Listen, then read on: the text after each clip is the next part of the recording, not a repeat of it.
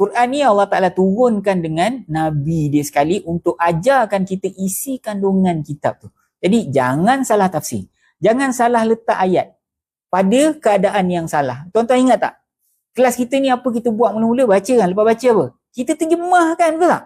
Dan kalau ada kaitan dengan ayat sebelum, perasan tak saya kaitkan dengan ayat sebelum? Supaya tuan-tuan faham konteks ayat tu. Faham ke tidak?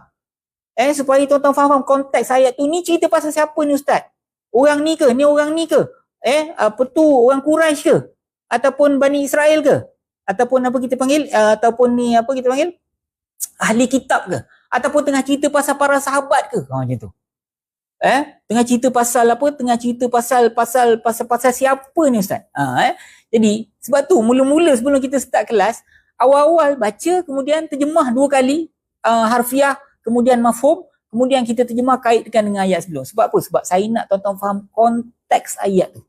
Jangan sampai kita salah letak ayat tu. Allah cerita pasal perang, kita pergi cerita ayat ni, ambil ayat ni dalam keadaan kita aman-aman. Jenuh tuan, tak boleh. Kita kena faham konteks ayat tu. Tuan, okey. Ayat-ayat dalam kitab, ayat-ayat dalam kitab, apa-apa kitab lah, 3 kitab tu, kitab-kitab yang datang dari langit tu, mengajar kaum yang menerimanya untuk mentauhidkan Allah serta mengagungkan dia. Itu kunci utama semua kitab yang diturunkan oleh Allah.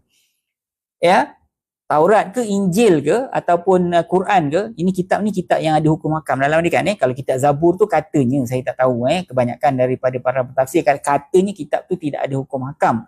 Cuma cara-cara zikir, cara-cara memuji-muji Allah, itu adalah yang diturunkan kepada Nabi Daud. Tapi saya nak fokus kepada tiga kitab besar ni tuan-tuan, yang diturunkan sebagai kitab, bukan helaian-helaian. Dalam tu tuan-tuan, kunci utama dia ialah untuk mentauhidkan Allah. Tu kunci utama dia.